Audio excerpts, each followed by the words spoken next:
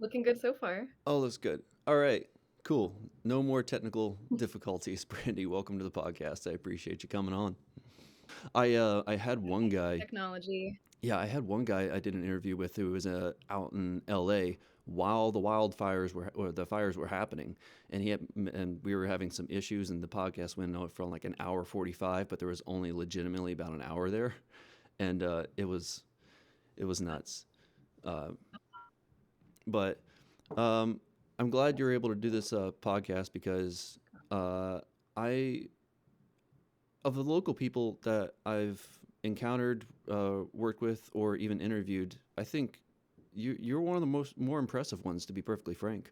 Um, you've had a number of emotional roles that were very taxing, and the roles that I've seen you in, you kind of played the victim. You get beaten up a lot. I've noticed. um, And Oh, your yeah. recent film Bystanders, you played a rape victim. That's how I'm pretty sure that's how it interpreted. And there's serial killer versus serial killer. And have you found yourself being drawn to those roles because you can effectively play them, or is it something that you just get approached a lot to do?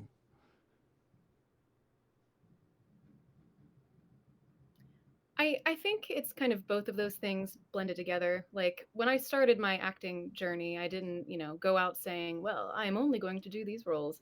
And I've had a great many opportunities to do other kinds of roles too, but I do tend to do these roles a lot, and I think that I found a way to be able to tap into that pretty nicely, if I do say so myself. And I think that I am very drawn to these emotional roles because I'm a very emotional person, for better or worse. But I consider it a good thing, especially as an actor, because I'm very emotionally available, and it's really important to me to take on these roles that have a lot of meat to them and matter. I mean, all roles matter, but like they really matter to me. And if I can just connect to that role in ways for myself, for other people in the world, in few and far between that, I I just tend to really excel in those kinds of roles. So I think How do that's you why get into that I've gotten the headspace of opportunity being the to do them victim? quite a bit. Yeah, it's not an easy headspace to be in, and I think I've done a good job as I've grown as an actor to be able to step into that headspace and then step out when I'm done filming. Because for a while there, I think I struggled with carrying that around with me all the time, Hmm. and I would not really notice all the weight that I was carrying in my regular life until it was pointed out to me by an acting coach or even by a friend, and I was like, "Oh, I better work on that." But yeah, I have a few different processes that I work with, and I think that I've done these roles again for so long now that I have less trouble stepping into them, but also less trouble stepping out of them, like I said, which is Mm. nice. How did you learn to decompress after taking on an emotional role? Because that obviously carries in not just your day to day life, but potentially if you have performances booked back to back, it could affect your next performance, which could be, well, depending on the role, obviously, it could be a problem or it could be a bonus. How did you learn how to do that? Right. Well, it definitely took some trial and error to be able to do that successfully and be healthy about it. But I think part of the process that I have when I step into a role, I mean, I have a few different things that I do, but I do this exercise where I physically step into it. Like it's this whole like acting thing that I learned in college, and it works for me, so I do it, and I physically step into the role, and that's how I figure out like how the character walks and where the character like carries a lot of their own weight, in the head and the chest, whatever. And I was never physically stepping out after the role, and that sounds pretty simple, but I think that once I learned, well, if you're going to step in, you have to step out. So now I do that exercise every time I'm finished with a role. I do the same process but backwards, and I think that's helped me a lot. I mean, plus like other things too, but I think that just that repetition mentally too Hmm. has made a big difference. It seems like you've been getting a lot more because you've done a lot of shorts before, and it seems like you're getting more features now. Is that well, first of all, congratulations. But how did you start getting approached for doing features instead of just doing shorts? I think that everything leads to another thing, right? So I think that all the shorts that I was doing were getting noticed. Luckily, I mean, sometimes that doesn't happen being seen by the right kind of eyes who can project you forward into another project or recommend you or whatever. But the work I was doing was getting noticed. And Bag of Lies was, I think, my first leading role, like one of the lead roles in a feature film. And I was also very fortunate that I knew a lot of the crew members and the director, and he already had somebody in mind for the leading role, Patrick Taft, and I had worked with him numerous times. So many times I've worked with Patrick. I love working with him. It's like a walk in the park with him every time I'm with him now. And David really liked our chemistry from previous projects we did. So he said, "Hey, I know you guys are great together. So you want to do this?" And that was very fortunate. And then after doing that, I think it just kind of dominoes into the rest of the work I've been getting, like Bystanders and Has everything Bag of else. Lies come out yet? I saw that it was still, I think, I wasn't sure if it was pending or if it, has come out yet, Bag of Lies, because your most recent one that I saw, because I prepped for Chase's podcast, was Bystanders. And then, so which one happened first? So Bag of Lies happened first, and that one is out. So no Okay. pressure to watch it, but if you would like to, it is streaming. And I'm very proud of that one. I'm proud of all the work I've done, but Bag of Lies is really like near and dear to my heart. So Mm. it is available. Why did you choose to get involved into acting in the first place?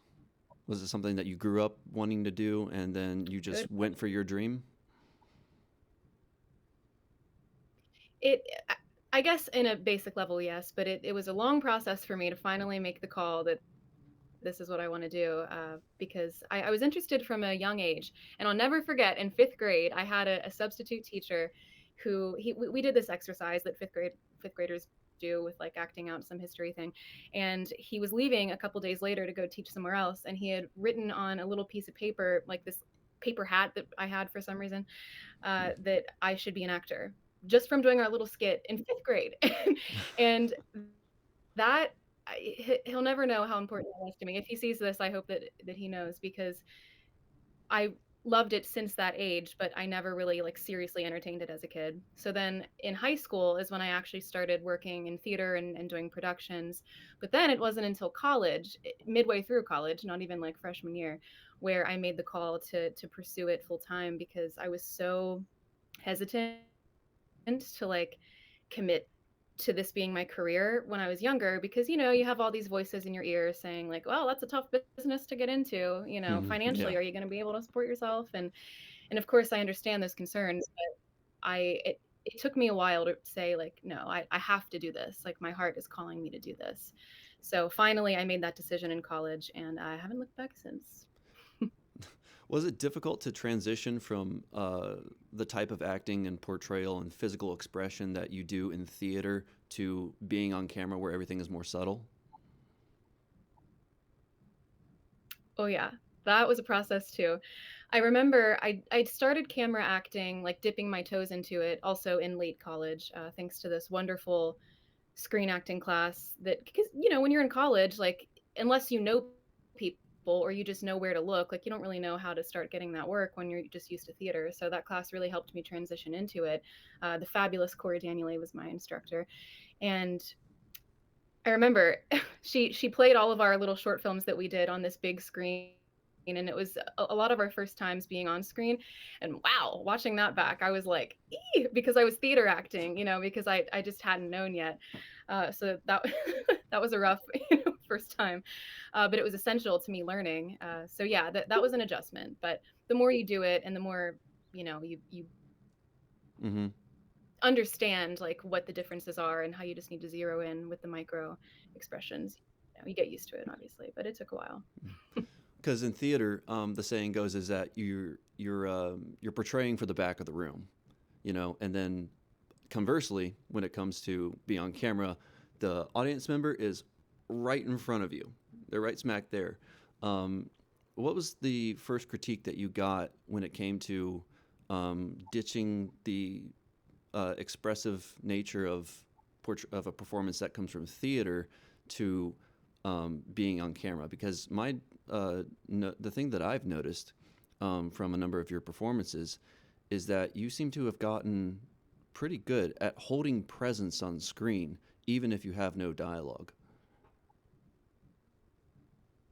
Thank you for that. I appreciate that. I I don't remember what like the first commentary I got on that was, but I just remember that I'm a very expressive person anyway. So between just doing theater and not really understanding the differences yet, and just my own physicality as a human being, I definitely just remember getting the feedback of like the camera can see everything, so you need to tone it down. And actually signing with my first agency, which is no longer what it was before, but PCG Talent, Peter Kondopoulos, the late Peter Kondopoulos, he was also a big guiding factor for me in really like honing my skills as a camera talent, because he would just continue emphasizing to me, it's all in the eyes, it's all in the eyes, forget about everything else. And I was such a physical person and a physical actor that I was kind of neglecting the importance of it really is all in the eyes, and then the rest follows suit. Mm, So I think between my college training and my wonderful professors there and Peter really being an important guiding force for me, those things mm, helped a lot. yeah. Well, especially when when somebody's first starting out, and then you're just looking for roles. Period. You want to get something under the belt, and the thing that I always like to ask, actresses and actors about is that how do you parse out um, the people that are worth working with and the people that aren't? Because not everybody, not all creators are made equal. Even if they're great people, sometimes their projects aren't necessarily something that's going to look good for you. So what are the red flags when it comes to reviewing a project that you are being approached by a filmmaker that you haven't worked with before, that you learned from in the beginning? That's a great question. I used to struggle with saying no because, like you said, you're hungry for it and you always want to be like a team player and make it known that you want to be involved and you want to work. But now I'm a lot better about that. And it's not because I fault new filmmakers who just don't understand, and I still support them and I want them to learn and grow. So there's all the support there, but I also, it's a business and you got to make sure that you're looking out for yourself. And I think some of the red flags have just been like, first of all, a lack of information up front. Mm, I really don't appreciate, because it's like if a filmmaker is being like fidgety about information, like it's okay if a project is unpaid because you're new and you're starting out with a micro budget, but make that known. Don't make me continue to ask you these questions. Make it known like what the expectations are of the role. If there is extreme content, such as like there was one project I did that had a sexual assault situation happening, and it mm, was supposed to be off screen, but then it turned into something else on the day, and that's okay. But I do wish there had been better communication about it prior to that, because then you know uh, it just shouldn't be like a surprise for an right. actor, and now I've learned I can't have that kind of thing be a surprise. So having the information very clear, communicated very well, and if there is an adjustment that needs to be made, like I need to have the faith in that filmmaker to be able to communicate that with me uh, considerately. Honestly, like don't think that just because you're the one running the set that you can just make these decisions for everybody else and for your actors without making sure they're comfortable, without making sure they're aware of what you're asking of them. Mm, So I've gotten a lot better about like being attuned of like, okay, this filmmaker is not being communicative already. They're like hiding information already. So I don't have a lot of faith that they're going to be communicative with me on set, mm. you know. Have you been able to get And pretty and good also rate? just Go ahead. uh oh sorry, no, you go ahead. Have I been able to get a pretty Have good you been what? able to basically parse out when you think you're being manipulated? Because like, there's a lot of sweet talking that goes in behind the scenes for people that are trying to get projects off the ground, and they're not doing it in a very, very open way. Yeah. Yeah, I think that there's the open thing for sure. Like I said, like just be upfront with your information. And there's also, I don't know, there are times that I think I've noticed a tendency with newer filmmakers who aren't quite being forthcoming, where they're hyping up their project so much. That And happens a yes, hype your lot. project up, of course, but they're doing it in a way. Yeah, right, right. But sometimes they'll do it in a way where it's like this is the best thing you're ever going to see and be a part of, and this is going to change your life if you come on set with me. But you know, it's unpaid and you're going to work 15 hours and meals aren't provided, and the footage, I mean, who knows, right? So it's like I I just have a hesitance when I see that with new filmmakers who are very green and who are saying it's the best thing you're ever going to see since sliced bread. It's like, I love that you have faith in your own project. Of course you should be confident, but also like let's be honest and realistic. Like, hey, I'm new to this. I am learning, but I really believe in my crew and my idea, and I will always believe in my actors. So maybe it's a micro budget, but come on board and I'll treat you well. Mm. That's what I want to see, not like the arrogance that is unwarranted for somebody who hasn't done it before. Do you think arrogance is a rarer thing or a more common thing on the indie level compared to a larger project? Well, I guess you see it everywhere. So I mean, it's probably truer of the higher end too. But I mean, but to be honest, based on what I've seen, I feel like when a set is when it has a decent budget and when it has actors and filmmakers and whoever else who are more experienced, I don't feel like there is that arrogance. I feel like everybody has an equal passion for it, because obviously why would they be there if they didn't love this business? But simultaneously they know that, there's a certain professionalism and a certain like humble quality and like just attitude that I think you should have, to be collaborative and to feel safe and to feel like this is a job. Like, it's a passion, but it is a job. So let's treat it respectfully and professionally, not, Mm. you know, I don't know. What was the You last don't know script you said no to and why? what. Ooh, what a question. I've got a couple other uh, zingers. It's okay. well, maybe, yeah, there- maybe I won't say like which one. But I'm trying to think. I think that the last one I said no to. Oh, right. Okay. The last one I said no to, the person who was offering it to me was very kind. So I think that they're like a great human being, and I support them in their career. But the quality of the project itself did not seem like the quality I that I have like the standard for myself at this point because of all the experience that I have. So the writing was just not not as good as it could have been, not as polished as it could have been, and that gave me the hesitance of like what the quality of the footage would be. And if I don't have faith in the writing or the role itself or the quality, then you know, tighten it up a little bit first before you're like trying to shoot it. Like Mm. let it come together a little bit. So that's the one I said no to. Are there other reasons that you would turn down a project?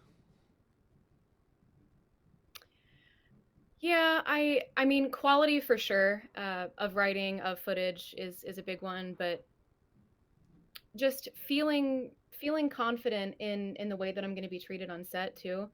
Honestly, there have been times where I've turned something down because the quality actually was pretty good, but I didn't feel like I was going to be treated in a manner that I felt fully comfortable and fully safe because of like past experiences or stories that I'd heard. I mean, I usually don't go off of like hearsay, but like, you know, certain things surrounding you and your safe circles definitely can be a factor.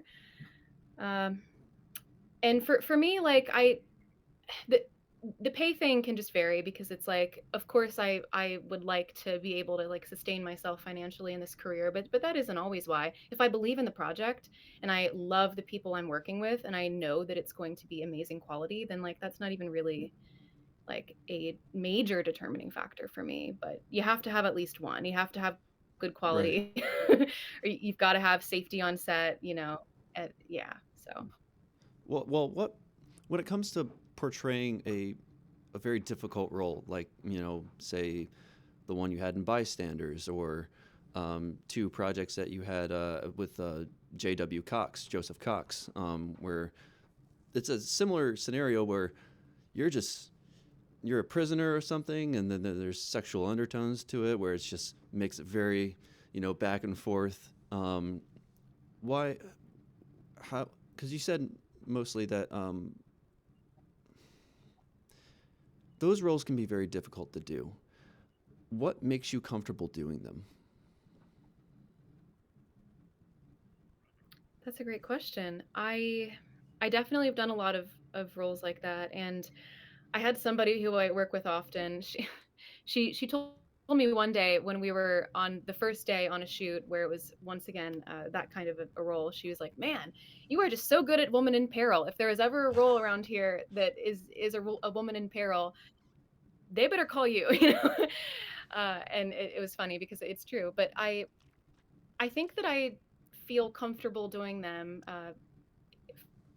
For lack of a better way of saying it, because I mentioned that I'm very emotionally available, which like some people could see as a detriment, but I see it as a major strength. I love that I am so in tune with my emotions, and sometimes yeah I like tend to I don't know, cry a little bit more than I should, or I'm a little more like emotionally affected than I should be, but I just love that I don't have that barrier. Like I just don't, and I think that it makes me excel so much in acting, and these roles are incredibly important and incredibly uh, they need to be handled with care, and you can't just have anybody doing this kind of role who can't go to those emotional depths, who has that kind of a wall, or who doesn't feel fully comfortable like immersing themselves in that way, because I think you can tell when an actor isn't truly comfortable doing that kind of work, and it's okay if they're not, but these roles are very important to me for so many different reasons, and I feel very comfortable doing them.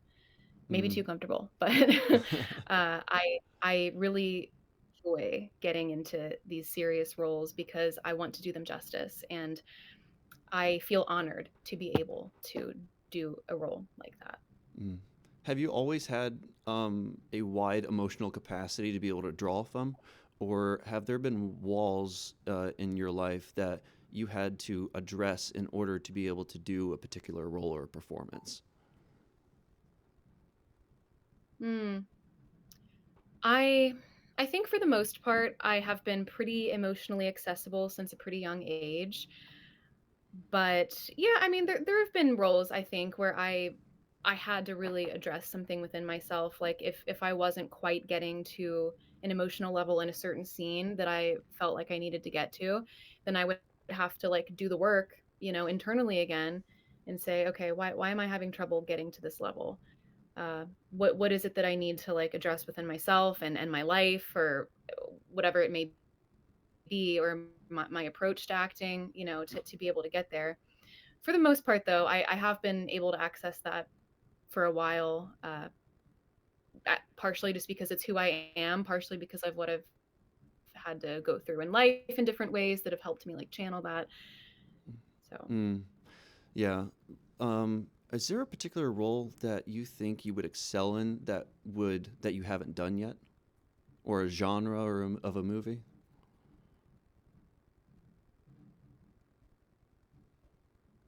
yeah, great question. I uh, do a lot of the woman in peril stuff, which I love, but I do think I would do pretty well in comedy. I think I can be a funny gal sometimes. Hmm. So I would love to stretch that muscle as an actor. So really love sci-fi. So I think it'd be really fun to dip my toes into like dystopian or otherworldly or some kind of like, massive universe other than our own kind of work. So I think that either of those I would have a lot of fun doing, Hmm. which can still encapsulate a lot of different types of films, but anything For in that you, area. for you personally, um, what's the most rewarding part about about portraying a character on screen?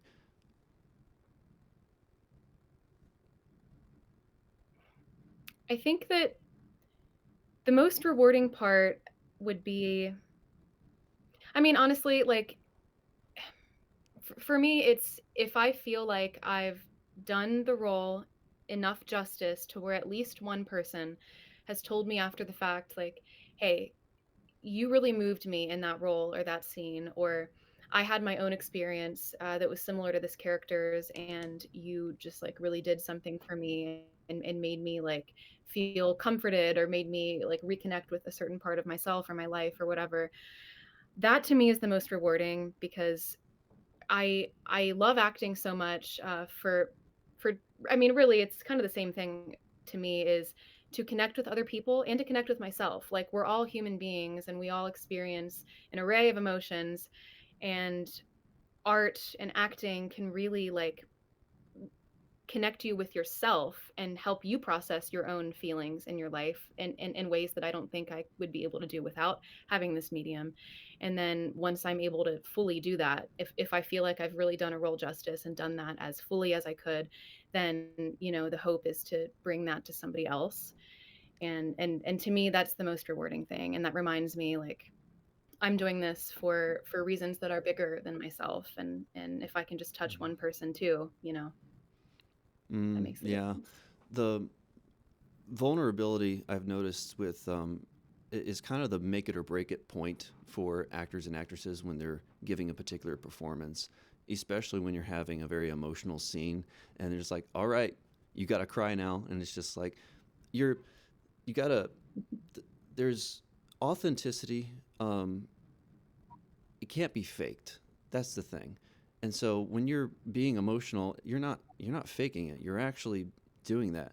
For what would you say as a piece of advice to another actor who's having a hard time accessing that level of vulnerability needed to actually give that performance? Yeah.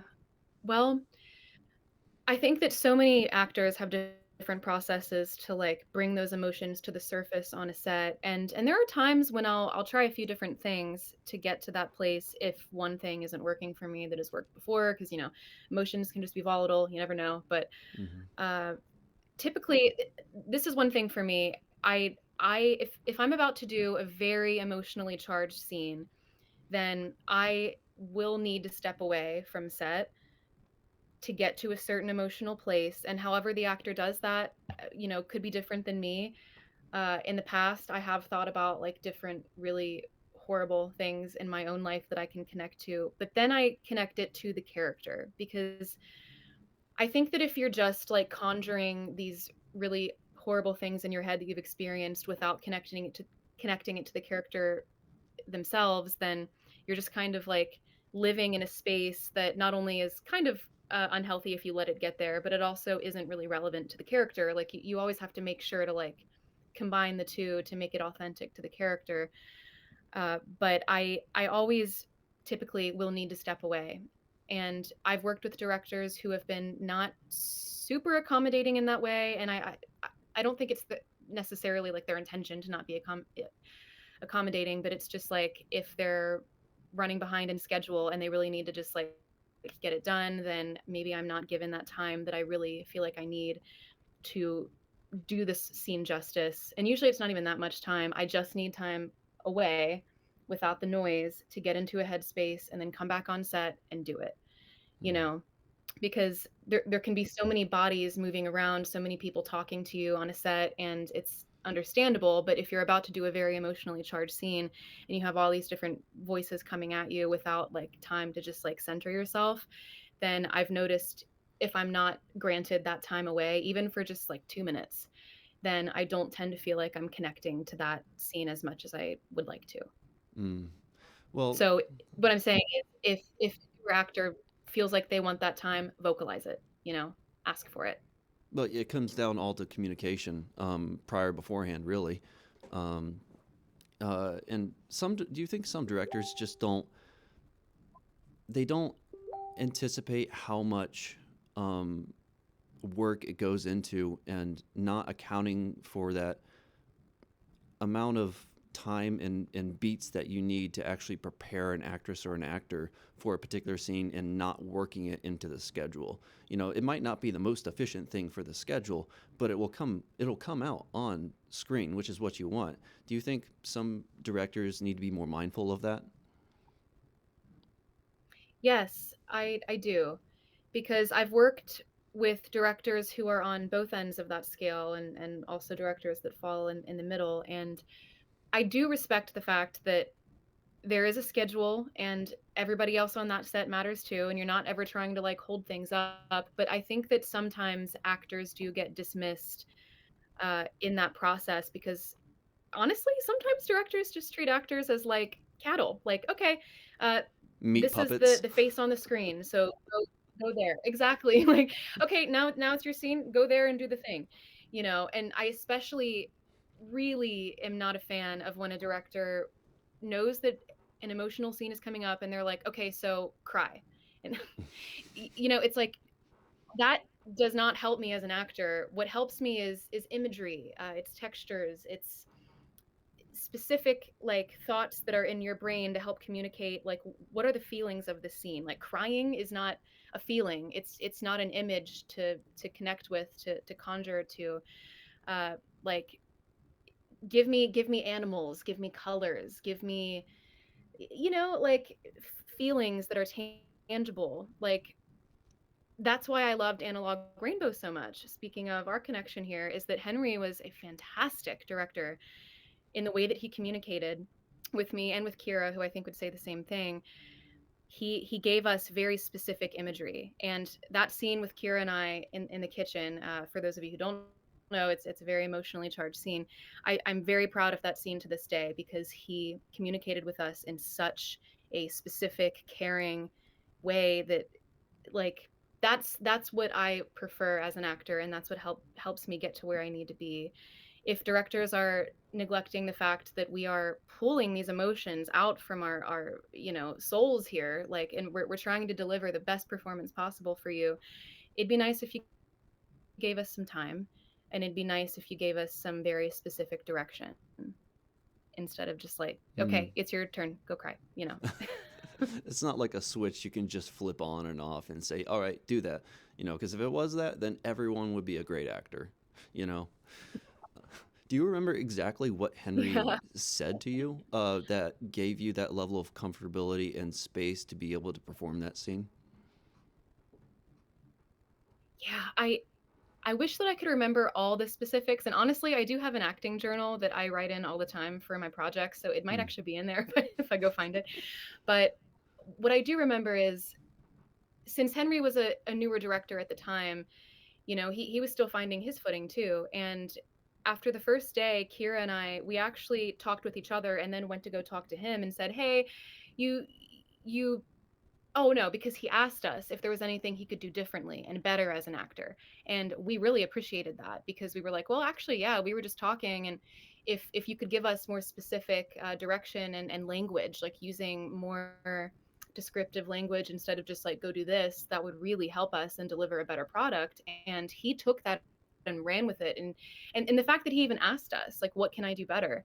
And when we gave him that feedback, he was like, okay, yes, thank you for telling me and being honest. I'm going to be a better director for you. And he was. And he is one of my favorite directors that I've worked with to this day because he cared enough to ask and then he made the adjustments. So I forget what exactly he said, but he was just using that language that was incredibly specific to the characters and to the project.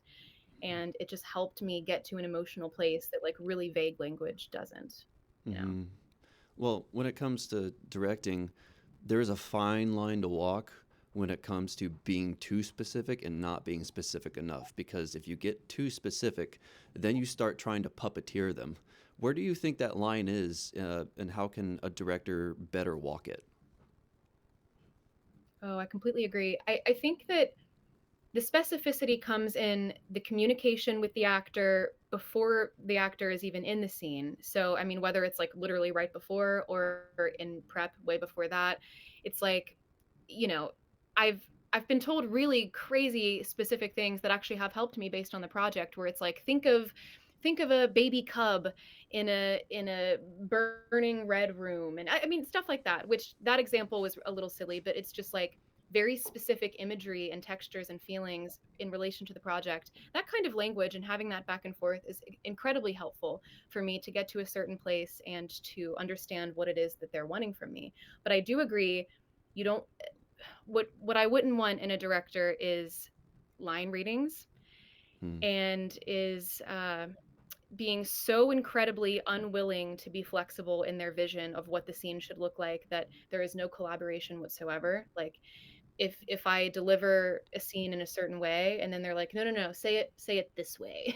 It's just like, Hmm. okay, well, give me that language again instead of just giving me a line reading, you know, because then it just becomes a really like not enjoyable set to be on because you're not collaborating with your actors. You're just telling them what it is that you want exactly. And you're giving no room for like maybe that what this actor is going to do is even better than what I had envisioned. So I want to give them their vision, which is why I do want the specificity, but I also want the collaboration and the willingness to like see what happens if you just play for a little bit too. Finding that nice balance is perfect. When do you know the right balance when it comes to giving your input to a particular scene?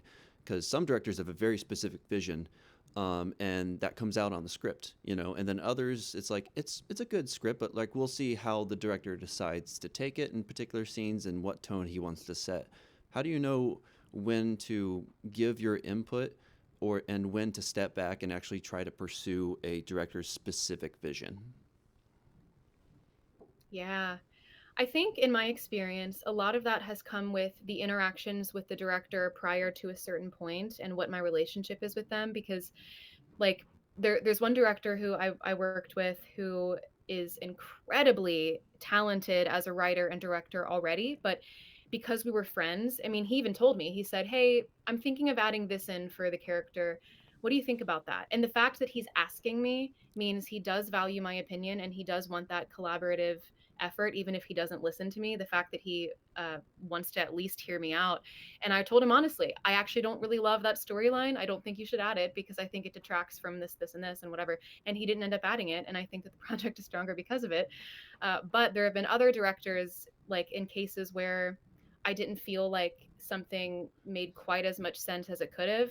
And I do vocalize if I like literally don't understand why it is that somebody's saying something. But if I just disagree with it, I just have to feel it out because there have also been directors who have made the energy not incredibly welcoming for feedback, which isn't like a knock on them. Like they know what they want, but I've kind of read the room and been like, okay, you don't want me to go up to you and say, hey, I think that this could maybe be different.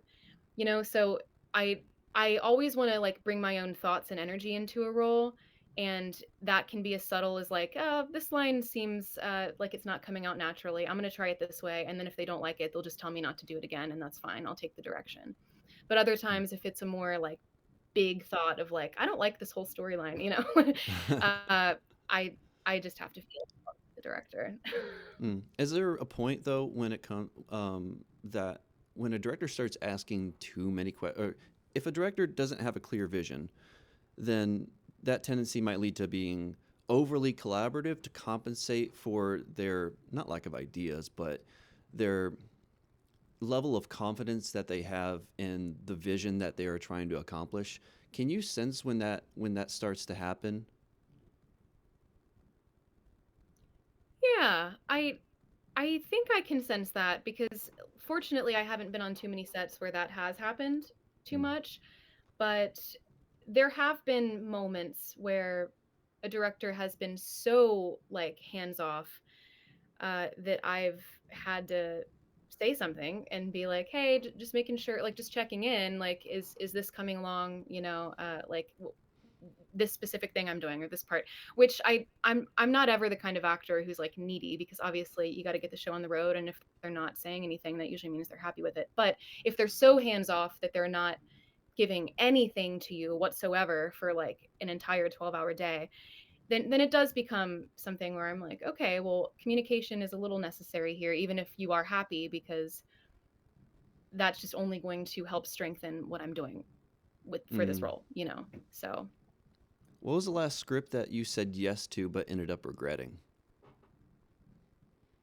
oh, You don't have to name you are trying to get names, me in trouble. but you know, Ooh, or what was the well, nature of the script, or what happened that gave way to the regret post production? mm-hmm. Fortunately, that hasn't happened too often for me. There have only been a handful of times when I have agreed to do something and then I've done it and then it has been a regret. Because honestly, regret is even a strong word for me because I at least always learn from something. Like a long time ago, there was a project that I was a part of that again, just like the way that I was treated was not with very much respect and professionalism, and it can be in subtle ways too. It's like, springing something on you, or making the day like so much longer than what you had been told, to the point where you have to come back again in like 4 hours, and they only push it by 1 hour, and then you're getting no sleep, and you know what I mean? It's like, again, like the lack of communication and the lack of respect that has happened before, but it was a learning experience because I told myself, okay, I I needed to go through something like this to understand what I need to say no to or what I need to look out for. And that's why it hasn't happened much since, because I know what kind of projects I should be wary of based on the communication style, the language used, and just like what people say too sometimes. There was also something recently, that I definitely won't get too specific about, but I found out some information after the fact of just like a lack of professionalism and a lack of support for the actors, that oh, and also a lack of transparency with like some actors getting paid, some actors not, Hmm. when it was presented as nobody's getting paid kind of thing. It was just like the communication was very poor, and I had expected better, so that was sort of a regret, but again, not even regret, just like a Hmm. learning experience. You're just like, ah, that was fucked up. Oh well, moving on. Right, just don't, I just Yeah. won't do it again. What do you got? What are you working on right now? So I've got a few things cooking. Right now, I think I'm in a part of my acting journey where it's a lot of things that are in conversations and like pre development, to where I think I'm going to be pretty busy in a few months. But it's just right now, like there's a lot of like, okay, this is what we're looking at for here, because right now I'm talking to two different amazing directors who, for for the first time in a while, they're actually bringing me into the very early stages of the process, and they want me to be a leading role in both. And they're looping me in on the development of the project itself, which is incredible. And I usually don't get that, so that has been really fun and really different for me. So I'm in very pre early stages for two different feature projects that should be happening this year. And I also just wrote a script, which is new for me, Hey. which acting is my main jam, but I like to delve into my different creative areas too. And I've always loved writing, but I just like put it to the side since college. So it's been nice to find that within myself again, and find that way of expressing myself too. So, Sweet. I'm trying some different things out right now. It's fun. How do you prepare for a role? I'm curious. Obviously, other than memorization, I mean, that's that's just a given. Um, because roles can be demanding, and some things you might just want to sometimes feel on the spot and then deliver off of the innate intuition. So, when do you know how much to prepare and when not to over prepare for the day? Yeah, that's a really good question. I definitely always strive to find that middle ground, because I I have done a lot of theater, and I still do theater here and there, and obviously that is like rehearsals every day up until the thing, which I do love, because you're exploring all these different ways of embodying this character, and once you get it all out of your system, then you become the character from there, and then it feels like the truest version that you could have found. But simultaneously with film, I don't actually love rehearsing too much beforehand, because for me it just feels different. It's like there's still both creative processes to become a character, but with film I have found that if I rehearse a few times leading up to a scene, sometimes I just feel like, oh man, I'm like overdoing this. I want spontaneity. I want to just be in the room with the actor, the cameras are rolling, and we're just going to see what happens. I I think the way that I find that middle ground typically is when a director allows for just rolling into a few different takes. I love Mm. that, because it's like we're not over rehearsing before. I don't want to get one way of doing something stuck in my head to the point where I'm not allowing for like what happens on the day. But I also think that sometimes it can take a few takes. Sometimes that can be a one take wonder, but but usually I think that a few takes allows for like sinking into the scene with your scene partner without having over rehearsed beforehand. Have you had much trouble when it comes to overthinking? Because you have the emotional part, and then you have the technical part of a performance. And sometimes, um, if I'm thinking to myself, it's like if I were to try acting, I know I would overthink every little aspect of it because like I'm like very detail oriented. I might have ADHD. I don't know. Um, when it comes to, have you ever had trouble overthinking a role? And where's the balance between, intellectualizing a role too much and then just being present in the moment and just kind of listening to your heart? Yeah, I have definitely struggled with that. And I think that that's something that I always keep an eye on because I am a very emotional person, but I can also be a very in my head person. All the complexities to being a human.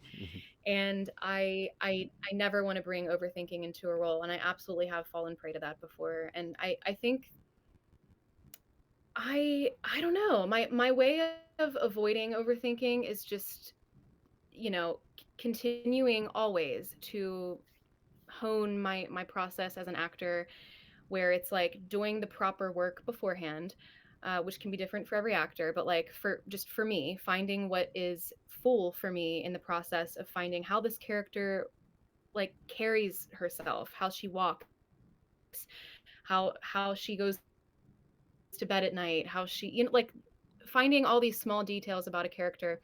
The more work I do before a role, I think the less overthinking I do on the day because I'm not as worried about, oh, how am I going to say this role or this line? Like, is it going to sound right? Is it like the camera angle? Is it going to be right? It's like I find myself less having those intrusive thoughts when I've done all the work beforehand because then it's like, oh well, she's just gonna sit like this right now. This feels right. She's just gonna say it like this. Yeah. So doing all of that work beforehand. When one thing I'm thinking about is like when you're on set and there's different competing views about how to, you know, go about a particular scene, what direction to take it.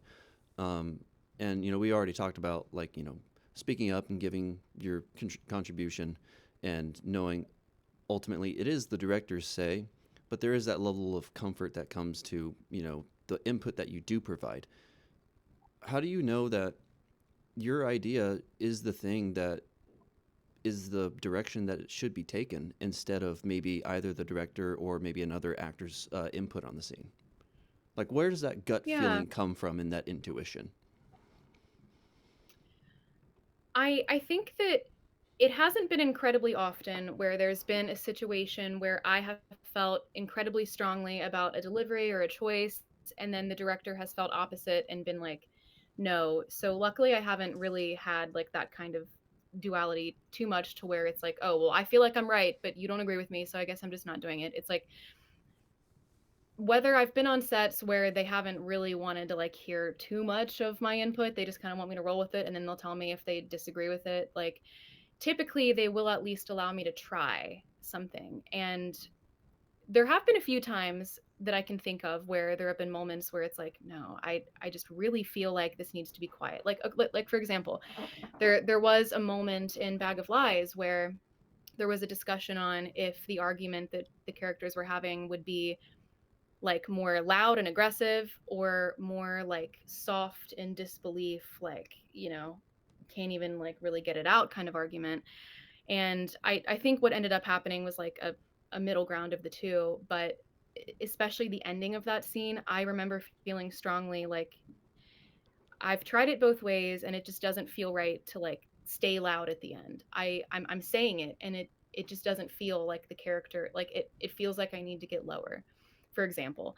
And that ended up being the ending that they used. And I felt really like listened to, and I was allowed to try it both ways, the way that they wanted it and then the way that I wanted it. And they did end up using the one that I had preferred because I think it was better. So Do you have any technical strategies when it comes to getting into character and getting into a particular headspace? Like, do I have like have there been specific moments or like characters where I've had a difficult time, or The thing that just I like well, overall? I'll give a little context to this. When I see on set, like, then there's just, for example, there's Brandy, and then there's the character, and then there's that void of a transition that happens right before the director calls action, and then you're getting into that headspace. I can't describe it, but I just wonder what in the world is going on in the actor's head in order to be able to do that, because it's fascinating to me. Yeah. Yeah. I I don't know that I've ever like fully thought about that moment, but you have a good point. There is that moment of transition. I think that it's just becoming so natural to me that I don't quite know what happens there, but I just know that I tend to always do like a physical shift, which allows me to happen like for the mental shift to happen in those few moments, because obviously, you're talking to people, you're answering questions, you're getting your mic adjusted, you're getting your hair and makeup touched up right before a scene. So you have to be communicating as a human being with the people who are helping you create this scene. But then when it's time to go, like I always need a beat. And usually if my beat is even 30 seconds, then I'll just like adjust my physicality to remind myself, okay, let's sink into the character again. You're not Brandy anymore. And then typically that cues my head to get into the headspace of the scene too. Mm.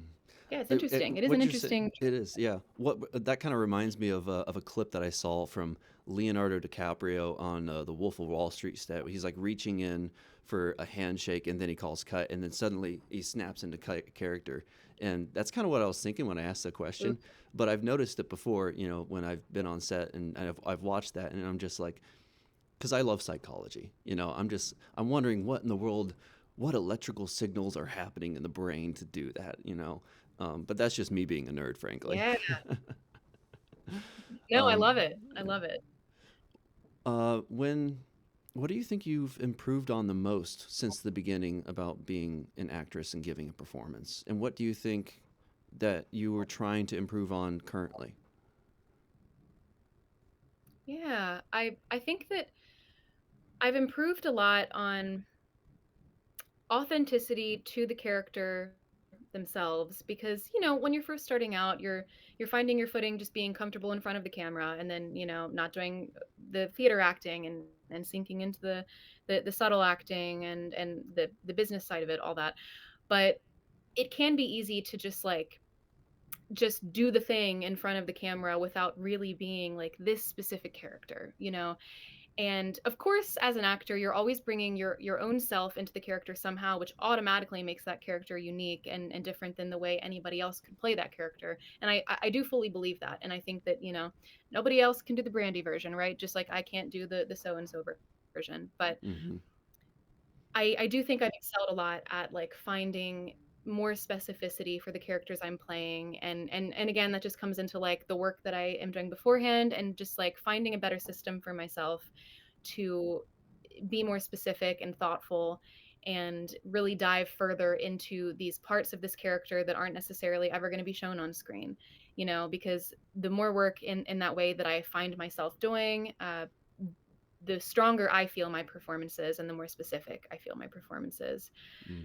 And what am I working on? I mean, I'm always working on things as an actor for sure. Right. Like the work never ends. Uh, well, it's kind of funny because my answer to like what I think I've excelled at would be that, but I think that's also going to be my answer for what I'm always continuing to work on, It's an because ongoing I process. want to just better. Yeah. Like even more specific, even more like this character is just this character only, and you know what I mean? Just like doing more of the work in that way, I think is always probably going to be my answer. Mm. Uh, but I'm always working on just everything, because if you ever get complacent and be like, well, I am the best that I'll ever be, the best that you'll ever see, then you're not like you should always be so. To date, what is the role that you're most proud of? Mm. Well, I'm proud of so many roles. So whichever roles I exclude here for anybody who's listening, I'm so proud of all the roles that I've had the opportunity to play. But I think that my instinct is to say my role of Claire in Bag of Lies, Mm. because in that film, I play somebody who has cancer, and that role was just I've never had to portray somebody who had the kind of struggle that Claire had, and it was a completely different process for me than the process that I've had for most of my other roles. And so I really felt challenged, and I really felt like, you know, this role was just so important to me and continues to be so important to me. My grandma passed away from cancer, a different type, granted, but like, seeing her go through that, and it's just like being able to bring this character to life and be trusted with this character. And I am actually very proud of what I did with this character. So that would be my answer. Although I am proud of all the roles I've done, but Was that the most with difficult Bag of role you've Lies. had? Yes, Mm. yes, it was. It was just, well, first of all, the actual shoot itself, like the role itself was incredibly challenging, but then the shoot, it's a feature length that we did in like 13 days. I mean, it was a Oh very run and gosh. gun shoot because of the budget. Mm. Yeah, and woo, that was a ride. So you're not getting a whole lot of sleep, and you're trying to make this thing in such a short amount of time with also a very small crew. So there were already challenges there, but like the role itself, yeah, it was just I really had to go to places as an actor that I hadn't gone to before, and it was very important to me to do this role justice. So I felt very exhausted and very proud by the end of it. Mm. Well, I And look. Bag of Lies had a theatrical release, which was cool. Like, Oh, was that the? that's my first Did time of Bystanders that have a too. theatrical release? I I don't believe it did. It's hit certain festivals and had certain premieres and certain Hmm. screenings that, have been, like, amazing for it. But in terms of, like, a limited theatrical release in the way that Bag of Lies did, I don't think so.